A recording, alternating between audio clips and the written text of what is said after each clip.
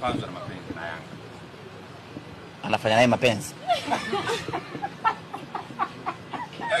Hapana, ni kama timu anayoihusu. Yaani Mpanzu ana mapenzi na Yanga.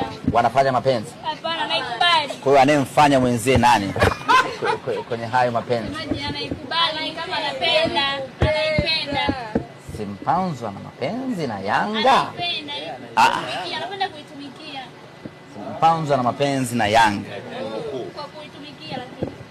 Maana yake wanafanya mapenzi. Hapana.